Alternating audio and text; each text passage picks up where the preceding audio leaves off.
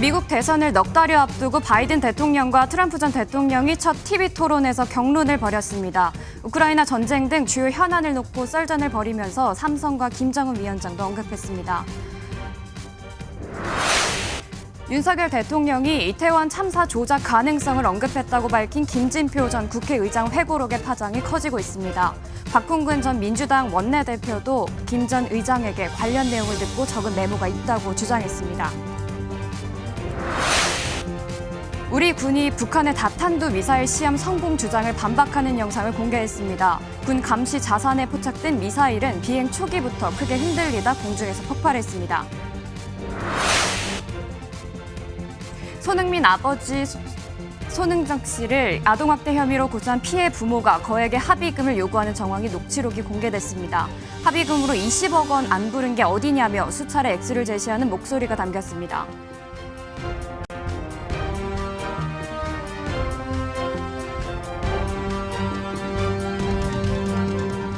(4년) 만에 다시 만난 거죠. 미 대선을 앞두고 열린 첫 번째 TV 토론회에서 전현직 대통령이 또 맞붙었습니다.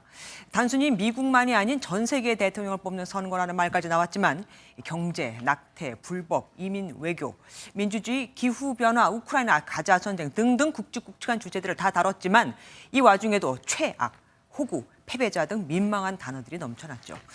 보통 이 첫 번째 토론에서 잘했다고 평가받은 이가 그동안에는 대통령으로 뽑혔었는데 이번엔 누가 더 잘했다고 나왔을까요? 워싱턴에서 최종락 특파원이 전해왔습니다.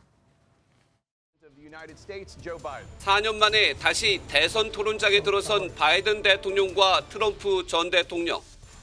초박빙 판세로 등장부터 긴장감이 팽팽한 가운데 서로 악수조차 없었습니다. 경제 연한을 시작으로 90분 내내 부딪혔습니다. 이민자 문제부터는 상대방을 향한 비난이 거세졌습니다.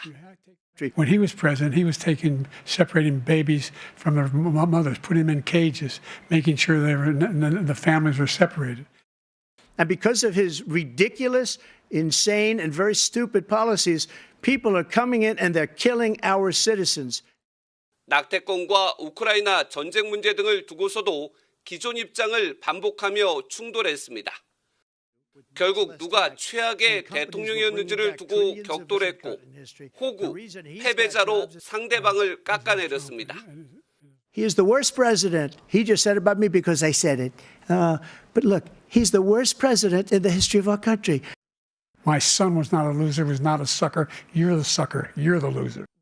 대선 결과에 승복할지 질문에 트럼프 전 대통령은 선거 사기는 어처구니 없는 일이라고 답했고 바이든 대통령은 트럼프가 선거 결과를 받아들일지 의문이라고 말했습니다.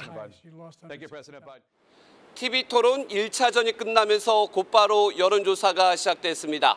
그 평가에 따라서 미국 대선 초반 승기를 누가 잡는지 결정될 전망입니다.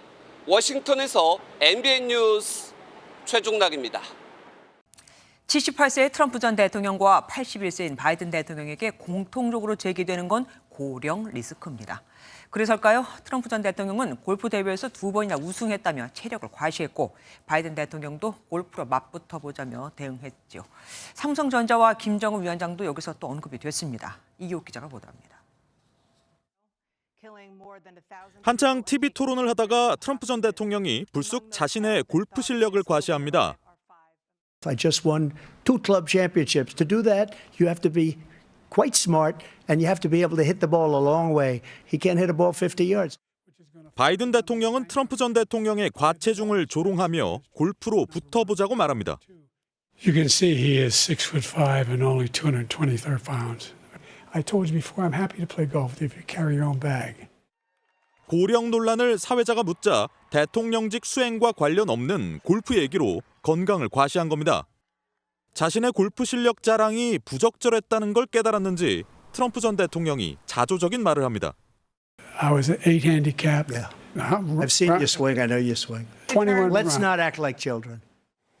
바이든 대통령은 고령 문제 질문에 삼성전자의 투자를 언급하며 경제 성과를 강조합니다. I convinced Samsung to invest billions of dollars here in the United States.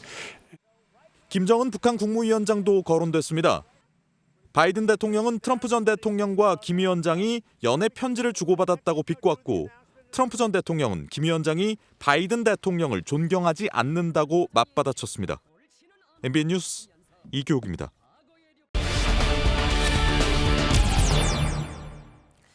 미 대선 토론회 국제부 최희지 기자와 더 자세히 알아보겠습니다. 어서 오십시오. 4년 전에도 이들은 토론회를 했었잖아요. 당시 TV 토론과 이번하고 뭐 어떻게 달라졌습니까? 4년 전 토론은 역사상 최악의 토론으로 기억되는데요. 네. 이번에도 크게 다르지 않았다는 평가입니다. 그때보단 나아졌지만 막말이 오가면서 크게 나아지지 않았다는 평가인데요. 이번에는 발언자가 아니면 마이크를 꺼둬서 말 끊기로 인한 감정 충돌을 막았습니다. 패배자, 호구 같은 용어를 사용하는 게 문제였는데요. 이렇게 계속 공격을 이어갔습니다. 한번 들어보시죠. He's the worst president in the history of our country. You're the sucker. You're the loser. 이 외에 인신공격과 노골적인 흠집 내기도 있었는데요. 트럼프 전 대통령은 토론 내내 바이든 대통령의 차남을 문제 삼으며 공격했고 바이든 대통령은 트럼프 대통령의 성추문 입막음 사건을 꺼내 맞대응했습니다. 그렇다고 하더라도 후보들 조금 바뀌었다고 하던데 그건 뭡니까? 네, 맞습니다. 트럼프 전 대통령의 태도가 크게 바뀌었는데요. 과거 쉽게 흥분하고 급발진하던 모습과 달리 시종일관 여유 있게 토론을 주도해 호평을 받았습니다. 네. 반면 바이든 대통령은 중간중간 트럼프 전 대통령을 노려보거나 얼굴을 찡그리며 감정을 숨기지 못했다는 평가입니다. 제일 중요한 유권자들 평가는 어떻게 나왔습니까? TV 토론 전에 실시한 여론조사에서는 트럼프 전 대통령이 압승을 할 거다 이런 예견이 많았는데 실제로도 그랬습니다. 10명 중 4명이 트럼프 전 대통령 승리를 예상했는데 토론 후에는 10명 중 7명이나 트럼프 전 대통령이 우세했다고 평가했습니다. 네. 토론 후 실시간 CNN 긴급 설문조사에서 67%가 이번 토론 승자를 트럼프로 꼽은 겁니다. 반면 바이든 대통령은 약점이 여실히 드러난 탓에 바이든 대통령 소속 정당이죠. 민주당에서는 후보 교체설까지 나올 만큼 우려스러웠다고 합니다. 어쨌든 4년 전 첫 TV 토론회 때는 바이든이 훨씬 더 잘했다는 평가를 받지 않았었습니까? 갑자기 왜 달라진 걸까요? 아무래도 꼬리표처럼 따라다니는 거죠. 고령 리스크가 큰 것 같습니다. 고령 리스크를 장점으로 승화시켜 보겠다는 전략을 짰었는데요. 처참하게 실패했다는 평가입니다. With the COVID, with dealing with everything we have to do with, look, if we finally beat Medicare. 방금 장면에 대해 자세한 설명에 앞서 토론의 규칙을 간단히 살펴보겠는데요. 네네. 이번 토론은 사전 원고와 준비된 메모 지참이 불가했고 캠프 관계자 접촉도 불가했습니다. 네. 맨몸으로 주어진 펜과 메모장에만 의지해 90분 토론을 이끌어야 했는데요. 고령으로 인한 기억력 문제인지 준비 부족 때문이었는지 중간중간 문장을 끝내지 못하거나 엉뚱한 말을 해서 문제를 일으켰습니다. 그런데 물론 이제 후보가 그렇게 나온 것도 있지만 민주당의 전략 실패라는 평가도 있습니다. 네, 맞습니다. 마이크 끄기 이번에 진행했었는데요. 그렇죠. 사실 이건 바이든 캠프에서 요청했습니다. 오히려 근데 트럼프 전 대통령이 차분하고 진중해 보이도록 도와줬다는 평가가 나왔는데요. 네. 그렇다고 또 트럼프 전 대통령이 완벽했던 것도 아닙니다. 과장과 부정확한 주장이 많았다는 지적이 있습니다. 이번에 미국 주요 언론들이 토론이 진행되는 도중 실시간으로 팩트체크를 진행했는데요. 네네. 이른바 언론사 검증팀이 작동한 건데 우리나라에서는 잘 보지 못한 방식입니다.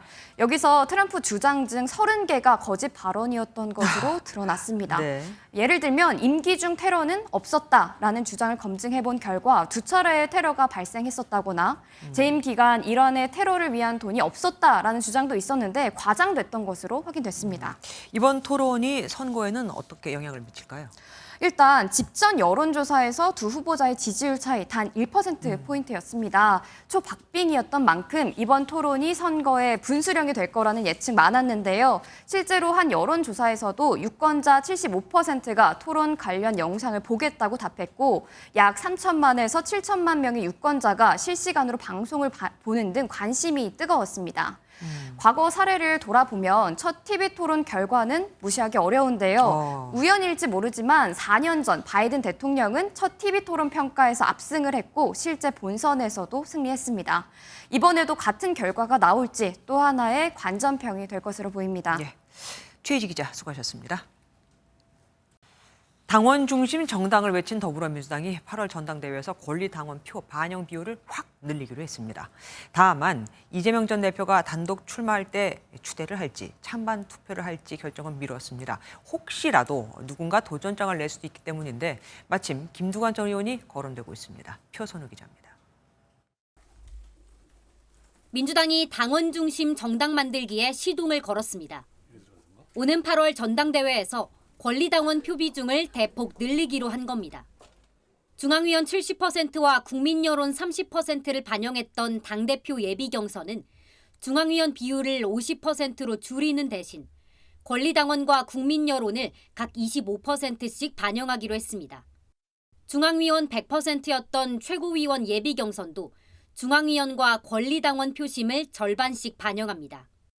관심이 쏠렸던 대표 단독 출마 시 선거룰은 후보 등록 현황을 보고 결정하기로 했습니다. 지금 논의를 하면 어느 한 분의 단독을 애정하고 하는 거라서 좀 부담스러웠어요. 다른 분들도 출마할 수 있는 의향이 있을 수 있는 거잖아요. 이런 가운데 김두관 전 의원의 깜짝 당대표 출마 가능성도 제기됐습니다. 김 전 의원은 이미 경남도당 위원장은 출마하지 않겠다는 뜻을 밝혔습니다. 당대표를 추대하는 건 아니지 않나요? 나서달라는 사람도 있고 결정들은 가능하면 빨리 해야죠. 당원들의 강력한 지지 속에 이재명 추대론까지 나오는 민주당 전당대회에서 김두관 전 의원이 변화의 흐름을 가져올지 관심이 쏠립니다. MBN 뉴스 표선우입니다. 또 대명이라는 기류 속에 마냥 좋을 것 같지만 이재명 대표에겐 사법 리스크가 아직도 남아있죠. 2년 가까이 진행된 이재명 전 더불어민주당 대표의 공직선거법 재판이 이르면 10월에 마무리됩니다.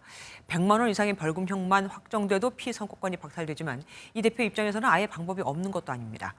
1심이 거의 2년 만에 나오게 되는 만큼 항소심과 대법원까지 가게 되면 다음 대선이 다 끝나 있을 수도 있거든요. 홍지호 기자입니다.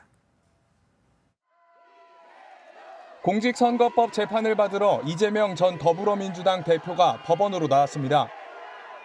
지난 2022년 9월부터 2년 가까이 진행된 재판은 이제 마무리 단계에 접어들었습니다. 증인신문이 곧 마무리 수순인데 한 말씀만 부탁드립니다. 공직선거법 사건은 6개월 안에 1심을 끝내는 것이 원칙이지만 재판장이 사임하는 등 여러 사정으로 현재까지 지연됐습니다. 쟁점은 고 김문기 성남도시개발공사 처장을 몰랐다, 국토교통부에 협박당했다는 발언이 허위였는지 따지는 것으로 비교적 간단합니다. 오늘 전 성남시 공무원 등 증인신문이 마무리된 만큼 예정대로 진행된다면 9월에는 검찰 구형이, 이르면 10월쯤 선고가 나올 전망입니다. 이 전 대표가 받는 4개의 재판 중 가장 먼저 결론이 나오는 건데 이 사건으로 벌금 100만 원 이상의 형이 확정되면 의원직을 잃게 됩니다. 다만 이 대표와 검찰 측의 입장이 첨예해 재판은 2심에 이어 대법원까지 갈 가능성이 큽니다. 당대표 연임이 유력한 이 전 대표의 재판 결과는 내후년 지방선거와 2027년 차기 대선까지 영향을 미칠 전망입니다. MBN 뉴스 홍지호입니다. 국민의힘 소식으로 가보겠습니다. 한동훈 전 국민의힘 비상대책위원장은 어제에 이어 오늘도 영남을 공략했습니다. 홍준표 대구시장, 이철우 경북도지사는 못 만났지만 또 다른 영남 지역 지자체장 박형준 부산시장은 만날 수 있었죠. 또 다른 당대표 후보 윤상현 의원은 보란 듯이 이철우 경북도지사를 찾아가서 만났습니다. 김태희 기자입니다. 박형준 시장이 부산시청을 찾은 한동훈 전 위원장을 보자 악수를 건네며 맞이합니다. 한 전 위원장이 어제 대구에 이어 오늘 영남권 표심을 잡기 위해 부산행을 택한 겁니다. 제가 당대표가 되면 제가 그때 부산에 대해서 시장님과 논의했던 것들, 국민의힘이 약속했던 많은 좋은 방안들을 모두 실천하겠습니다. 앞서 한 전 위원은 러닝메이트 장동혁, 박정훈 의원과 함께 한국전쟁 참전 용사들이 잠든 UN 기념공원을 참배하기도 했습니다. 한동훈 전 위원장은 부산에서 8차례 당원 간담회를 열고 박수영, 주진우 현역 의원들을 만나 지지를 호소했습니다. 윤상현 의원이 이철우 경북도지사를 만나 두 손을 꼭 붙잡고 환하게 웃습니다. 윤상현 의원은 경북도청과 도의회를 찾아 영남 당원들과 원팀이 되어 제2의 박정희 정신으로 보수를 재건하겠다고 밝혔습니다. 특히 윤 의원은 이 지사와 한동훈 전 위원장이 제안한 특검법에 대한 얘기를 나눴다며 한 전 위원장을 향한 비판 수위를 높였습니다. 특검법이라는 것은 민당의 정략인데 그걸 어떻게 순순히 받겠다고 하냐. 너무나도 순진해 보인다. 영남권 당심 공약을 마친 후보들은 다음 주 수도권 당심 사로잡기에 나섭니다. MBN 뉴스 김태희입니다. 나경원 의원은 오늘 모든 일정을 대구에서 소화했습니다. 보수의 상심장에서 정통성을 강조하며 정체성이 불분명한 세력에게 우리 당이 이용되지 않게 하겠다고 했죠.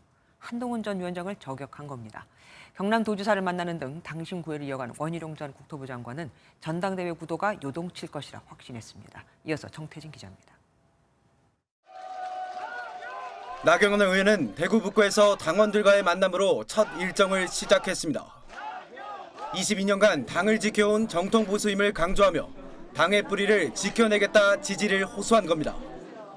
나 의원은 원희룡 전 장관과의 연대설에 대해선 일고의 가치가 없다며 한동훈 전 위원장과 원 전 장관을 싸잡아 비판했습니다.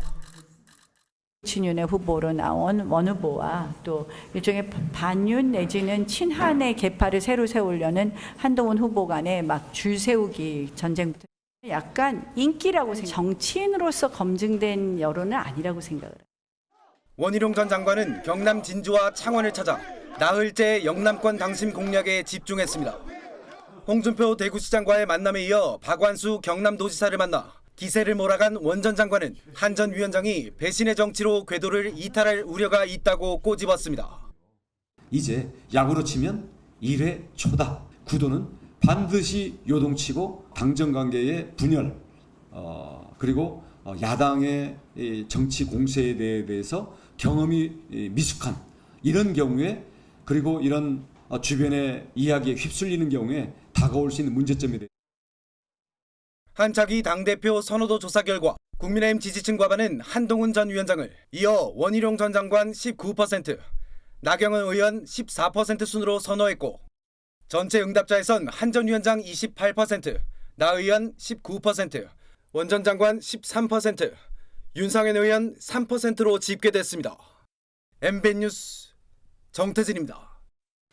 그간 우리나라 대선 때마다 킹메이커 역할을 해왔다고 해도 과언이 아닌 김종인 전 국민의힘 비대위원장은 누구를 당대표로 꼽았을까요?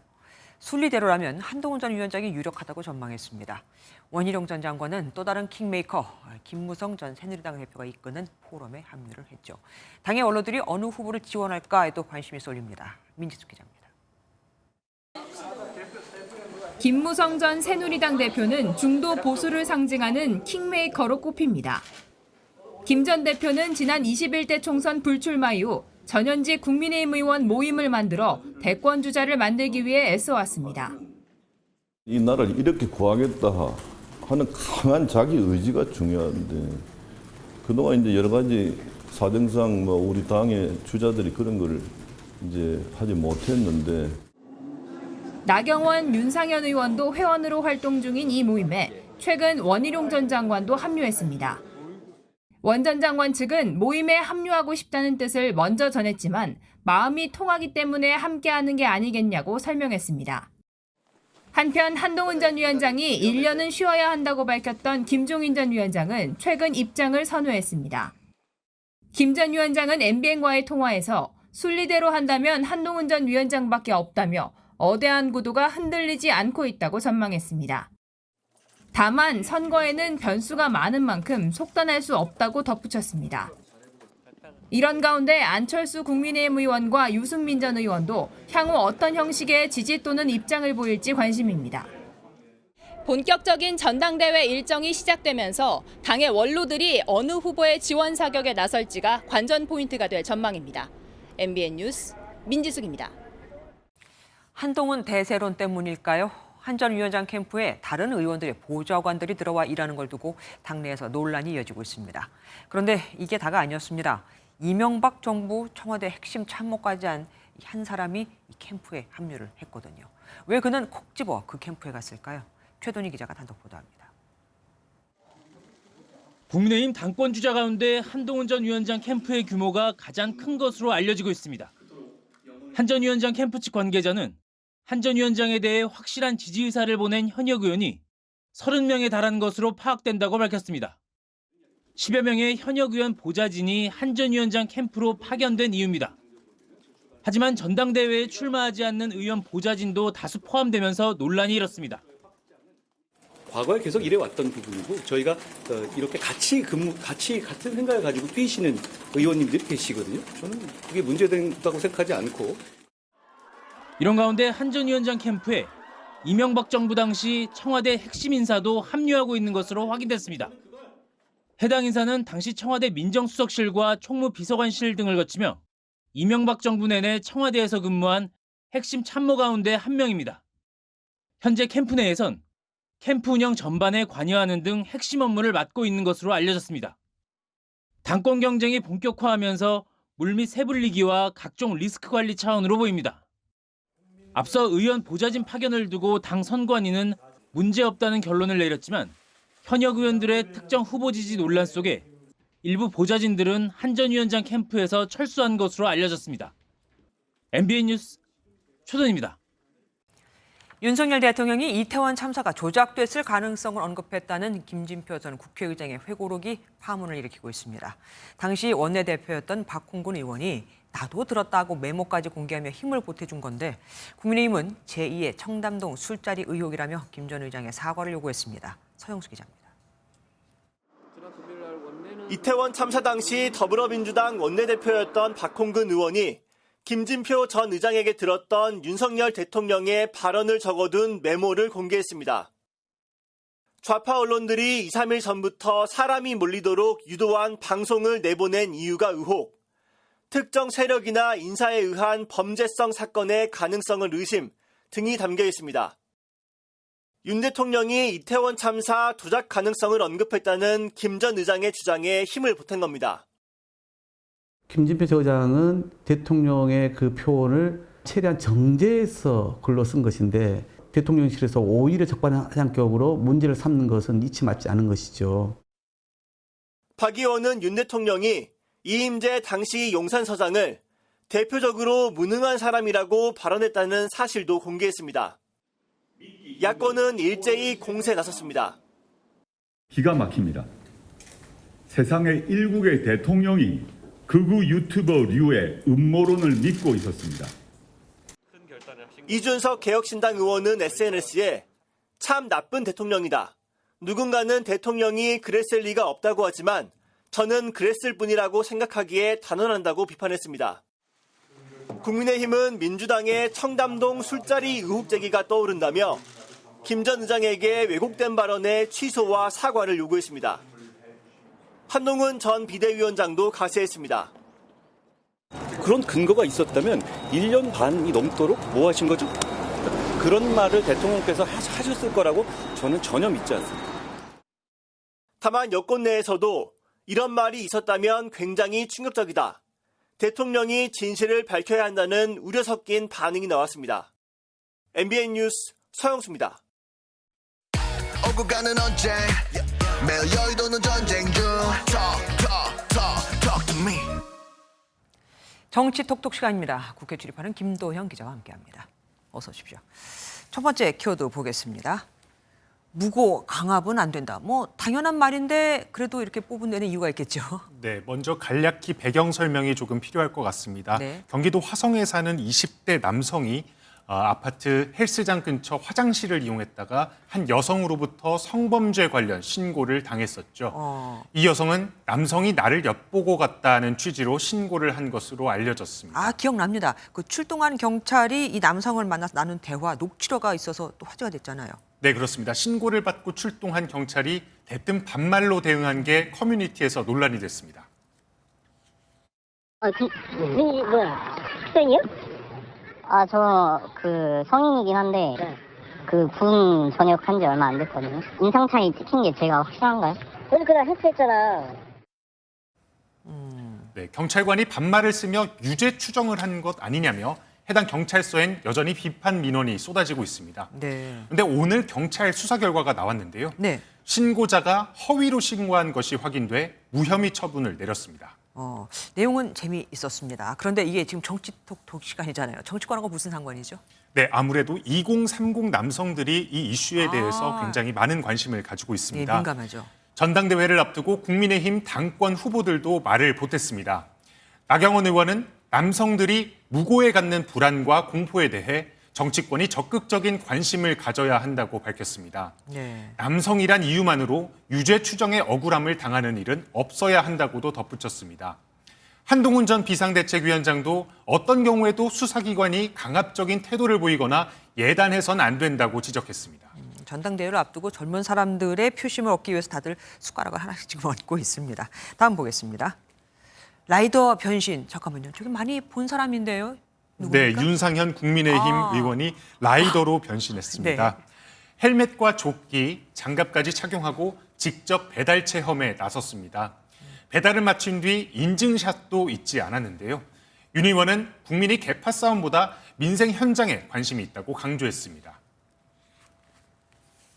친윤이니 뭐 반윤이 친한이 싸우는데 솔직히 국민들 별로 관심 없습니다. 진짜 관심 있는 것은 민생 현장의 목소리입니다. 네, 이어 국민의힘이 현장 목소리를 듣고 서비스를 제공하는 민생 정당으로 거듭나야 한다고 생각을 밝혔습니다. 네, 표심을 잡기 위한 선거운동이 참 다양해졌습니다. 다음 보겠습니다. 야당 얘기인가 봅니다. 저건 뭡니까? 국회 거부, 대통령실 규탄. 네, 더불어민주당과 조국혁신당 그리고 개혁신당 의원이 모여 기자회견을 열었습니다. 국회 운영위원회 소속 야당 의원들인데요. 네네. 대통령실이 자료 제출 요구를 거부하고 있다며 단체 행동에 나섰습니다. 대통령실은 해병대원 특검 및 김 여사의 명품백 수수 등과 관련한 불법 부당한 자료 제출 거부를 즉시 중단하고 네, 운영위는 사흘 뒤에 열리는데 대통령실 참모들이 대거 증인으로 출석할 예정입니다. 그러니까 국회는 자료를 요청하고 기관은 이거를 못 주겠다고 거부하고 뭐 사실 계속 반복되는 일이긴 합니다. 여권 분위기는 어떻습니까? 네, 여권에서도 전 정권도 마찬가지 아니었냐 뭐 이런 분위기입니다. 국가 보안과 기밀 사항을 다루다 보니 법률적으로 제출이 어려운 자료를 제출하라고 요구하는 건 월권이라는 건데요. 문재인 정부에서 운영위원을 지냈던 한 여권 관계자는 문재인 청와대 시절에도 자료 제출 요구에 아예 무응답으로 일관하고 연락조차 안 받는 일이 허다했다고 밝혔습니다. 네. 여야가 입장이 바뀔 때마다 공수 방식 역시 동일하게 뒤바뀌는 모습입니다.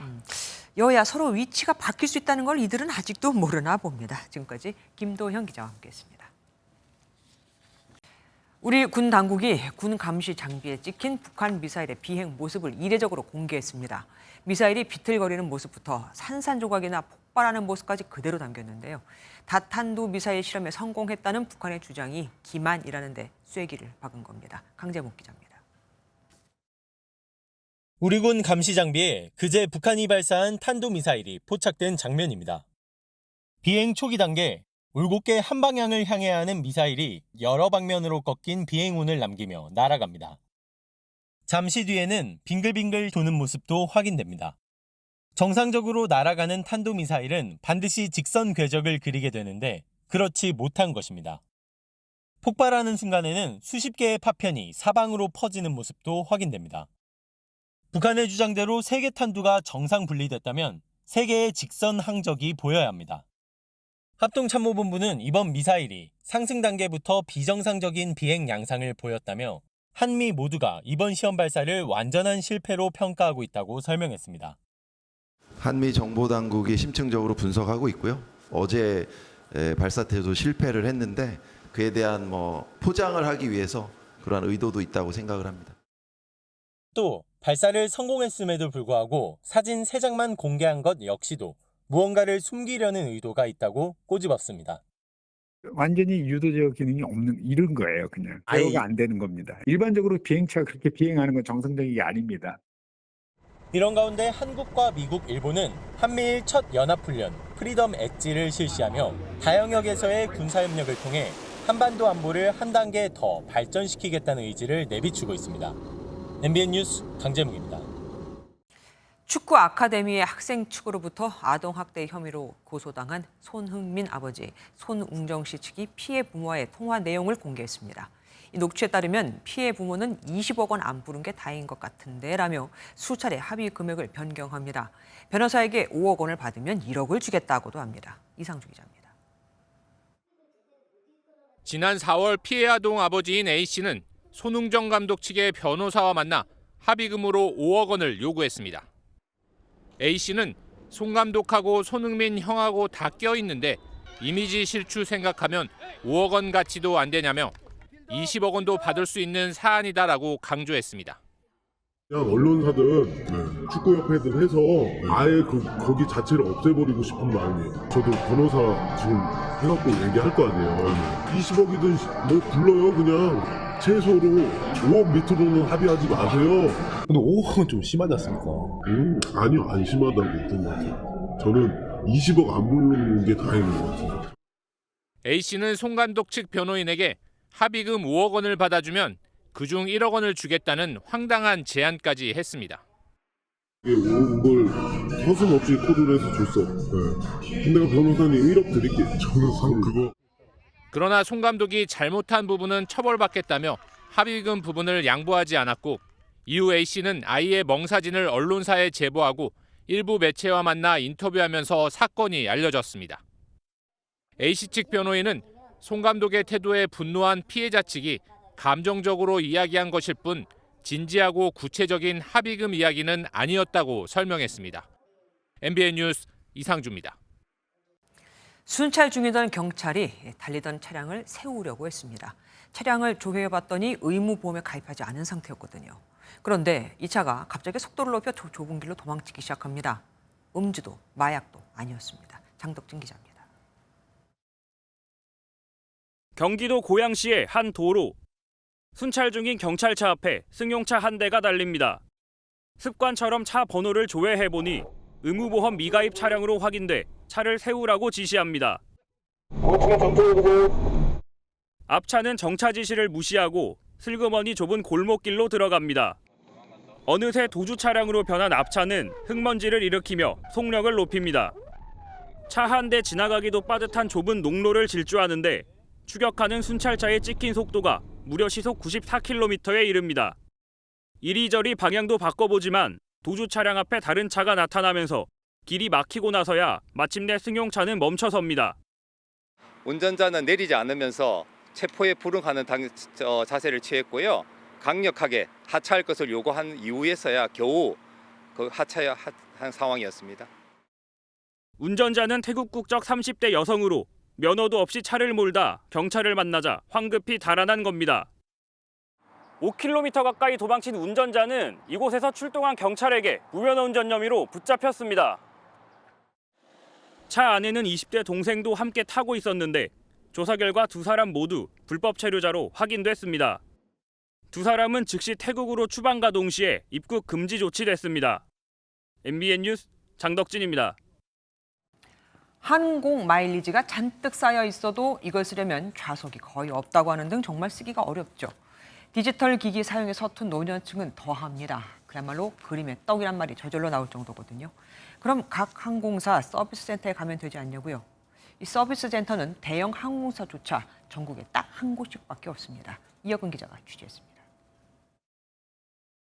67살 우보환 씨가 항공 마일리지를 쓰기 위해 컴퓨터 앞에 앉았습니다.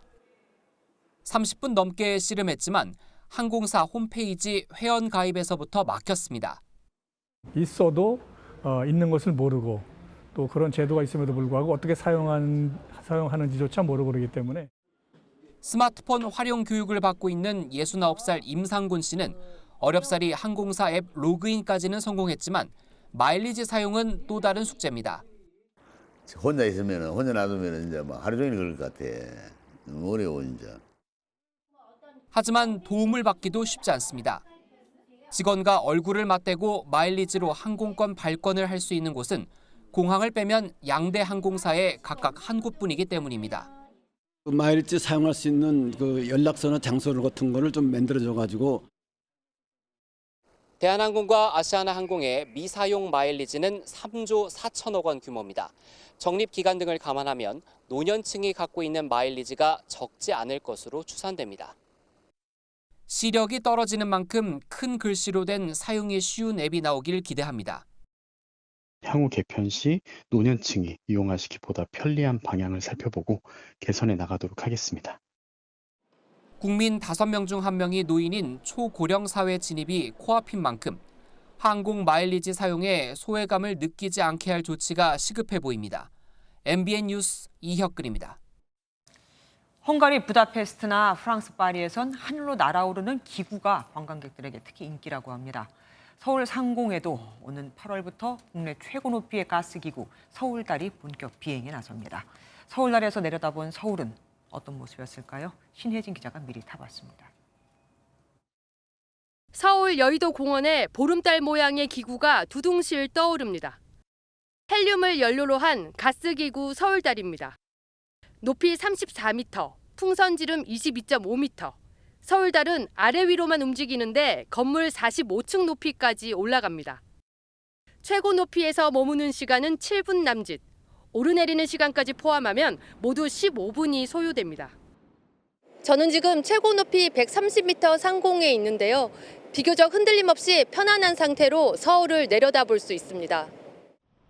고개만 돌리면 국회의사당과 양화대교, 한강, 멀리 남산까지 한눈에 둘러볼 수 있습니다.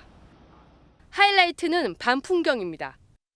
화려한 조명이 수놓은 여의도 고층 빌딩을 유리창도 없이 맨눈으로 직접 감상할 수 있다는 점이 전망대와는 또 다른 매력입니다. 서울의 밤하늘에 맑은 공기도 맞게 갈 수 있고요. 서울의 달이 2개 떠 있다는 걸 다시 상징적으로 보실 수 있을 것 같습니다. 서울달은 불이 안 붙는 헬륨가스를 연료로 사용하기 때문에 인체에 해가 없고 다른 열기구보다 안전하다고 서울시는 밝혔습니다. 30명까지 탈 수 있고 다음 달 6일 개장식 이후 한 달간 시범 운영을 거쳐 8월 23일부터 유료로 운영됩니다. MBN 뉴스 신혜진입니다. 전국이 30도를 웃도는 찜통더위에 갇힌 상태에서 내일부터는 장맛비가 내립니다. 정체 전선에다 여러 변수가 전해져서 좁고 긴 수증기 통로가 만들어지는 만큼 한 지역에 다량의 비가 쏟아질 가능성도 높습니다. 김민수 기자가 알아봤습니다. 한반도 남쪽으로 하얗고 거대한 비구름대가 지나갑니다. 북상을 준비 중인 정체전선의 모습입니다. 아직 정체전선의 영향권에 들지 않은 중부지방엔 햇볕이 내리쬐고 있습니다. 오늘 서울의 낮 기온은 32.5도를 기록했고 경기 고양시는 35도까지 올랐습니다. 열화상 카메라 속 도심의 기온은 순간적으로 40도가 넘어갑니다. 선풍기가 준비해왔는데요. 오늘 날씨가 최고점인 것 같습니다. 주말부터 전국은 본격적인 장마철에 접어드는데요. 당분간 이렇게 햇살 가득한 하늘을 보긴 힘들 전망입니다. 정체전선이 접근하는 동안 주말엔 비구름을 잔뜩 머금은 저기압이 중부지방을 통과합니다. 정체전선에 지형적인 강수까지 합쳐지면서 주말 동안 최대 120mm의 강하고 요란한 장맛비가 예고돼 있습니다. 특히 취약 시간대인 29일 밤부터 매우 강한 비바람이 부는 곳이 있겠으니 안전사고에 유의하기 바랍니다. 7월 초엔 북쪽에선 건조한 성질의 기압계가 자리 잡고 남쪽에선 북태평양 고기압이 치고 올라와 거대한 수증기 통로가 우리나라를 가로지릅니다. 오송 참사의 직접적인 원인이 됐던 띠 모양 비구름대가 만들어지기 쉬운 구조입니다. 기상청은 지난해 한반도의 이산화탄소 농도가 관측 이래 가장 높았다고 밝혔는데 기후위기의 영향이 시간이 갈수록 심각해지고 있습니다. MBN 뉴스 김민수입니다. 서울 시내 하천 주변을 걷다가 보면 불쾌한 냄새 맡은 경험 있으시죠? 물이 너무 적어서, 그러니까 한강에서 물을 끌어와야 할 정도로 유량이 부족해서 그런 건데 그럼 뾰족한 수는 없는 걸까요? 박혜빈 기자가 취재했습니다. 더러운 부유물과 함께 거북이가 떠다니고 녹조틈 사이를 어미와 새끼오리가 빠르게 헤엄칩니다. 하천을 따라 내려와 보니 페트병 쓰레기와 죽은 잉어의 사체에는 하루살이가 꼬여 있습니다. 물비린내랑 엄청 수산물 시장 같은 그런 냄새가 조금 많이 나서 평소에 이쪽 지나갈 때 되게 좀 빨리 걸어가려고 하는 편이에요. 냄새가 너무 심해가지고. 서울 홍제천 상류는 상황이 더 안 좋습니다. 하천 전체가 녹조로 가득 차 물은 초록빛으로 변해버렸고 악취는 한층 더 심해져 코를 찌릅니다. 지난해 홍제천의 대장균군 수치는 100ml당 3,525군수로 나타났는데요. 기준치를 18배나 초과해 물놀이가 불가능한 수준입니다. 하천물이 오염되고 악취가 나는 주된 이유는 빗물만으로는 턱없이 부족한 유량 탓입니다. 한강물을 끌어다 하천에 공급하고는 있지만 한계가 있습니다.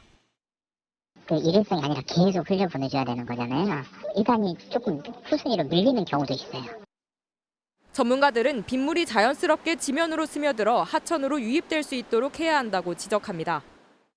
공원 녹지를 지금이라도 땅값이 많이 비싸지만 빨리 사들여가지고 거기에 공원 녹지를 조성하는 방안으로.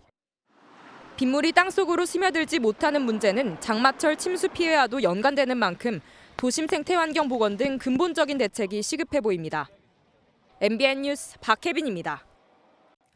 이번 주말부터 장마가 본격적으로 시작돼 지자체마다 빗물바지 정비에 열을 올리고 있습니다. 그런데 이 빗물바지가 제일 무서워하는 게 뭔지 아십니까? 버려지는 담배꽁초입니다. 하루에 1,000만 개나 된다고 하네요. 최민성 기자가 현장에 가봤습니다. 지난 2022년 8월 서울 이수역에 물이 들어찰 정도로 폭우가 내렸습니다. 이수역 입구보다 낮은 지대에 있는 남성시장은 침수 피해 복구에 군인까지 동원됐습니다. 취재진이 2년 만에 다시 찾아가 봤습니다. 시장 빗물바지는 담배꽁초와 각종 쓰레기로 덮여 있고 장마를 앞둔 상인들은 악몽이 되풀이될까 두렵습니다. 케이스님은 이런 소품들이 많이 다 있거든요, 바닥에. 거기서 꺼내가지고 지금 다 치워놓을 준비를 하고 있어요. 극심한 물난리를 겪었던 교대역과 강남역도 살펴봤습니다. 쓰레기가 배수로를 막고 있지는 않지만 문제가 사라진 건 아니었습니다. 이 덮개는 물이 찼을 때만 열리게 돼 있어 평소 쓰레기가 배수구로 버려지는 걸 막을 수 있지만 바로 덮개가 없는 곳은 담배꽁초로 바닥이 뒤덮였습니다. 서울시는 담배꽁초로 인한 역류를 막기 위해 수거함 500여 개를 설치했지만 수거함 바로 뒤 빗물바지에는 담배꽁초가 널브러져 있습니다.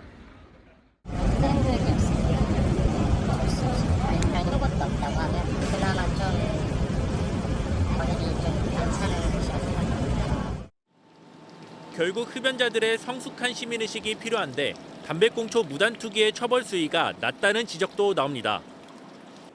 현재 담배꽁초 투기는 횟수와 상관없이 5만 원의 과태료가 부과됩니다. 서울시는 작년 7월 과태료를 차등 적용해 1회 10만 원, 2회 15만 원, 3회 20만 원을 부과하는 방안을 환경부에 건의했지만 아직 논의된 건 없다고 밝혔습니다. MBN 뉴스 최민성입니다. 화성 아리셀 공장 참사는 정부의 느슨한 안전관리 시스템에도 책임이 있습니다. 고위험 물질인 리튬이 가득했지만 5년 동안 산업안전감독이 전혀 없었고 리튬이 현행법상 유해 화학물질이 아니라는 이유로 9번의 검사 등 모두 다 통과했습니다. 윤기란 기자가 보도합니다. 참사가 난 아리셀 공장 내부는 고위험 물질인 리튬이 가득했습니다. 정부는 중대재해 발생 위험이 있는 위험물질 취급 작업장을 중심으로 매년 산업안전감독과 점검을 하게 돼 있습니다. 아리셀은 그러나 지난 5년 동안 단 한 번의 점검도 받지 않았습니다. 2020년도인가 성립이 된 것 같은데 그때 이제 감독 대상으로 되지 않았던 이제 그런 부분이 있고 더 체계적으로 관리 감독을 하겠습니다. 한국환경공단에선 9차례나 유해 화학물질 취급시설 검사를 했지만 이상 없음 판정만 내렸습니다. 현행법상 리튬이 유해 화학물질이 아닌 탓에 아예 검사 항목에서 빠졌기 때문인데 느슨한 안전관리 시스템으로 대형 인명사고를 막지 못했다는 지적이 나옵니다. 23명의 사망자 가운데 3명이 조용히 장례를 치른 것으로 알려졌습니다. 다른 유족들은 사고 진상 규명과 보상책이 마련되면 장례 절차를 밟겠다는 입장입니다. 장례나 이후에 이 살아남은 이 가족들에 대한 지원 방안들까지도 가지고 와서 협상을 했을 때 그런 안들이 마련됐을 때 장례를 할 수 있는 거지. 공장에 남은 전액 1,200리터를 수거하면서 사고 현장 처리는 일단락됐습니다. MBN 뉴스 윤기란입니다. 배터리에 불이 나면 폭발도 무섭지만 연기는 더 무섭습니다. 실내가 연기로 가득 차면 불과 30cm 앞에 있는 내 손도 안 보일 정도로 가시거리가 짧아지거든요. 만약 아파트 계단에 세우던 전기 자전거나 전동 킥보드에서 불이 나면 어떻게 될까요? 강세영 기자가 취재했습니다.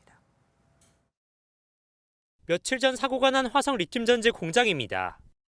처음에는 배터리 하나가 폭발해 연기가 피어오르나 싶었지만 불과 42초 만에 작업실 전체가 암흑으로 변합니다.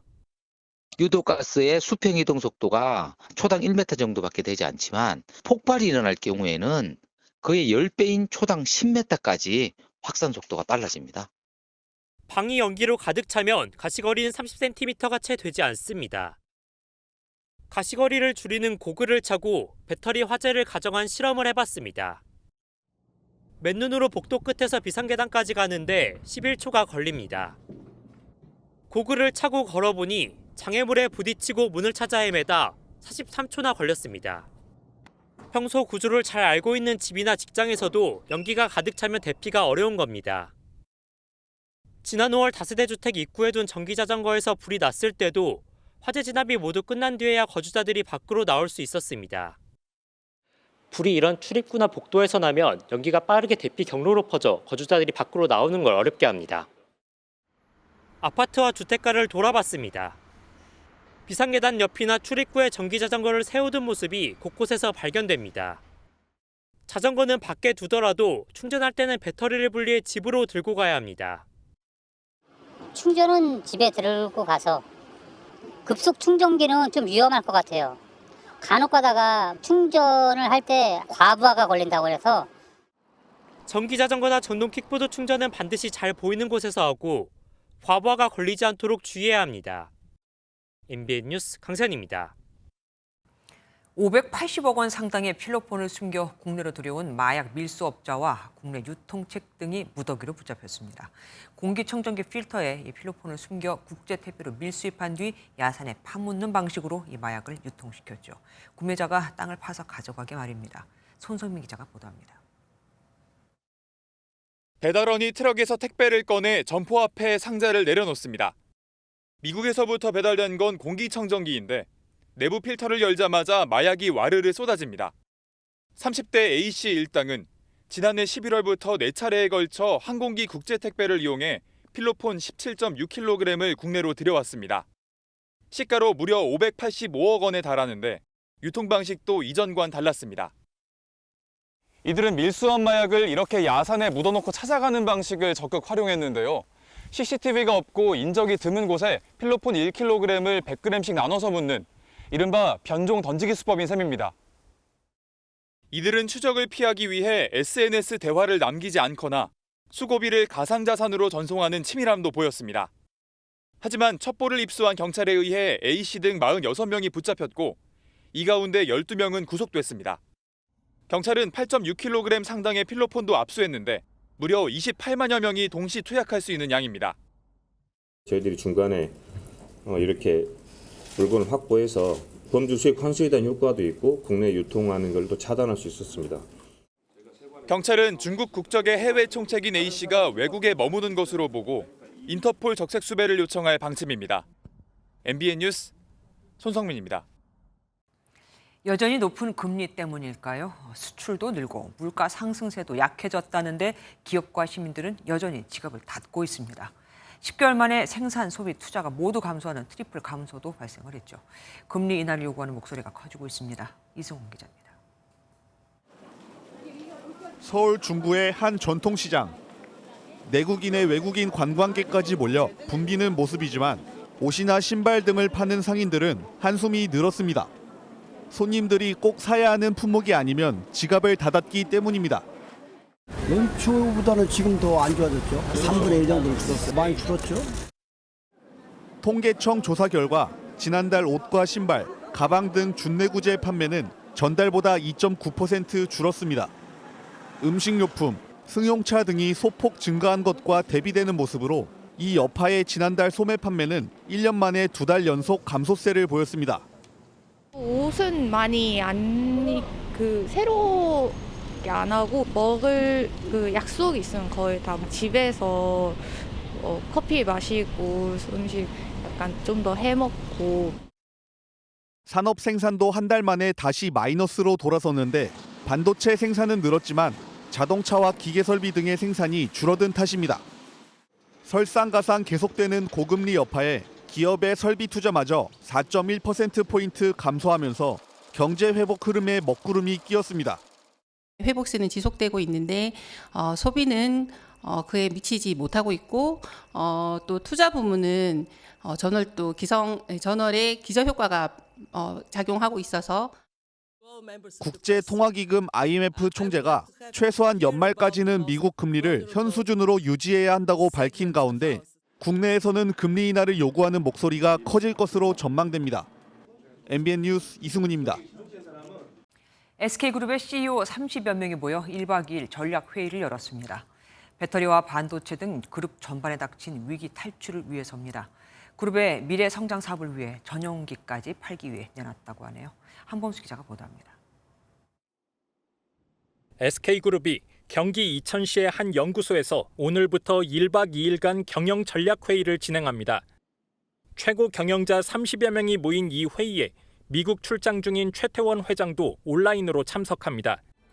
화두는 그룹의 위기 극복입니다. 실적 부진에 빠진 배터리 사업 등에 대한 해법 모색이 중요한 과제입니다. 또 이번 회의에서는 AI와 반도체 등 SK가 집중할 미래 먹거리에 대한 논의도 이뤄질 전망입니다. 인공지능을 도입해서 더 발전할 수 있는 분야는 육성하겠지만 발전 가능성이 없는 것은 통폐합하고 구조조정하겠다 이런 의미라고 봅니다. 당장은 적자지만 성장 가능성이 큰 배터리 업체 SK온을 구하기 위한 계열사의 매각이나 합병도 검토 대상입니다. SK는 최근 페루 LNG 광구 등의 지분을 처분한 데 이어 전용기 한 대도 매물로 내놓았는데 자산 매각을 통해 유동성 확보에 나선다는 계획입니다. 이런 가운데 최 회장은 오픈 AI CEO 샘 올트먼을 만난 직후 SNS에 지금 뛰어들거나 영원히 도태되거나라고 말해 그룹 위기를 강조했습니다. MBN 뉴스 한범수입니다. 김홍일 방통위원장 탄핵안 발의에 이어 오늘은 공영방송 이사 선임을 놓고 여야가 또 맞붙었습니다. 야권의 주장대로라면 이사 수가 확 늘어 수십억 원이 더 들어가게 되는데요. 결국 그 피해는 국민들에게 돌아가겠죠. 차민아 기자입니다. 방송통신위원회가 임기가 만료되는 KBS와 MBC 대주주인 방송문화진흥회, EBS 등 공영방송 새 이사진 선임 절차에 들어갔습니다. KBS와 방문진은 다음 달 11일까지 공모를 접수합니다. 공영방송 이사 임기가 8, 9월에 순차적으로 끝나는 만큼 더 이상 선임 절차를 늦출 수 없다는 게 방통위의 입장입니다. 현행법에 따라 공영방송 이사 추천 및 선임 절차를 진행하는 것이 법집행기관인 방통위의 당연한 책무라고 생각합니다. 방통위는 위원장 탄핵안을 발의한 야당을 의식한 듯 당위성을 강조했습니다. 문재인 정부 당시 한상혁 방통위원장이 공영방송 이사 선임 절차를 시작하며 국회 논의가 지연되고 있고 임기가 얼마 남지 않아 더 이상 지체할 수 없다고 한 점을 근거로 들었습니다. 김홍일 위원장 탄핵 추진과 공영방송 이사 선임이 얽혀 돌아가며 오늘 방통위 앞에선 국민의힘과 민주당이 맞불 집회를 벌이기도 했습니다. 편파 방송 이사진 경영진을 지켜서 이런 이재명 더불어민주당의 의회 독재, 사법 방해를 영구화하겠다는 겁니까? 방문진 이사 선임 계획을 세운다고 합니다. 이것은 불법적인 절차로 오늘의 결정은 무효임을 분명히 말씀드립니다. 정치권에서는 김 위원장이 탄핵되면 방통위 업무가 수개월간 마비되는 만큼 탄핵 표결 전 사퇴 가능성을 제기하고 있습니다. 방통위로선 이동관 위원장 사퇴 후 7개월 만에 또다시 시계 제로 상태에 놓이게 되고 산적한 방송통신 현안은 뒷전으로 밀려나게 됐습니다. MBN 뉴스 차민아입니다. 가구를 집안에 들이거나 가전제품을 고쳐야 할 때 어쩔 수 없이 하루 휴가를 쓰는 직장인들 많죠. 물건들이 대부분 근무 시간, 그러니까 낮에 오니까요. 이런 직장인들의 패턴에 맞춰 저녁 시간을 활용한 배달이나 서비스가 도입되고 있습니다. 정설민 기자입니다. 퇴근 뒤 아이까지 하원시켜 집에 돌아온 저녁 6시 반. 아이를 위한 새 침대가 도착합니다. 맞벌이 부부라 낮에 침대를 받으려면 휴가를 써야 하지만 저녁에 배송을 해줘 고민을 덜었습니다. 둘 중에 한 명이 연차를 써야 되는 좀 번거로움이 있었는데 이렇게 퇴근하고 와서 여유 있게 한 침대 업체가 선보인 직장인을 위한 저녁 배송 서비스로 매주 수요일 저녁 6시부터 10시 사이 원하는 시간에 이뤄집니다. 유분위 배송까지 배송 혁신에 지속적으로 선보이며 고객 만족 시연을 하고 있습니다. 저녁 출장 수리 서비스도 직장인을 중심으로 인기를 얻고 있습니다. 낮에 집을 비워 고치지 못했던 TV를 퇴근 뒤에 수리받고 동시에 냉장고와 세탁기 등 다른 가전제품 점검도 받을 수 있어 시간을 아낄 수 있습니다. 맞벌이 가정이다 보니까 평일 낮에는 시간이 거의 없었고 주말에는 이제 개인적으로 와이프나 저나 취미가 캠핑이다 보니까 거의 비우는 경우가 많았거든요. 맞벌이 부부와 1인 가구의 큰 호응을 얻으면서 하루 평균 이용자 수도 200명을 넘어섰습니다. 시대가 변하고 생활 패턴이 바뀌면서 기업들의 서비스도 소비자에 맞춰 변화하고 있습니다. MBN 뉴스 정세민입니다. 한국정보기술연구원이 오는 8월 미국 라스베이거스에서 열리는 세계 최고 권위의 해킹 방어 대회 2024 데프콘 CTF 출정식을 개최했습니다. 차세대 보안 리더 양성 프로그램 BOB를 수료한 화이트 해커 5개 팀이 참가해 우승에 도전하며 유준상 한국정보기술연구원장은 3년 연속 우승을 응원했습니다. 스포츠 뉴스입니다. 얼마 전 세계선수권 대회에서 금메달 4개를 쓸어 담은 한국 근대 5종이 파리에서도 금빛 낭보를 전하려고 구슬땀을 흘리고 있습니다. 올림픽에서 효자 종목이 되겠다는 자칭 될 놈들, 근대 5종 대표팀의 지옥 훈련 현장에 신영빈 기자가 다녀왔습니다. 감독의 호령에 맞춰 힘차게 달리던 선수들이 갑자기 총을 쥐더니 호흡을 가다듬을 틈도 없이 관역을 향해 방아쇠를 당깁니다. 녹초가 된 몸을 얼음으로 달래기도 잠시.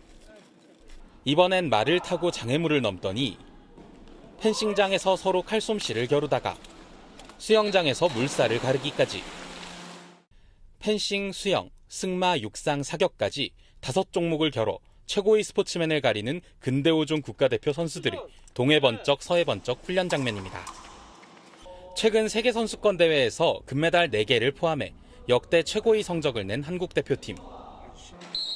파리에서도 4명의 선수가 월계관 사냥에 나서는데 상승세를 탄 선수들의 사기가 하늘을 뚫을 기세입니다.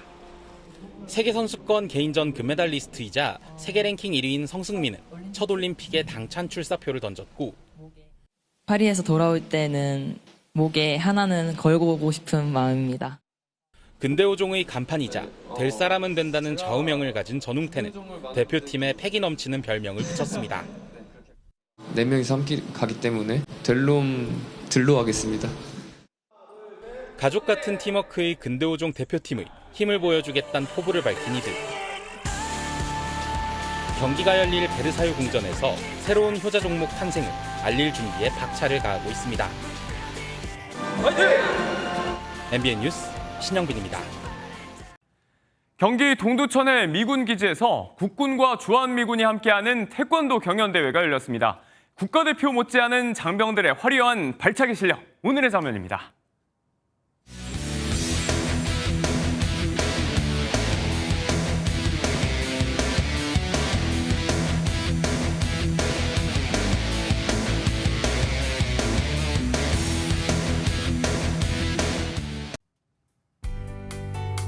장마 대비를 서두르셔야겠습니다.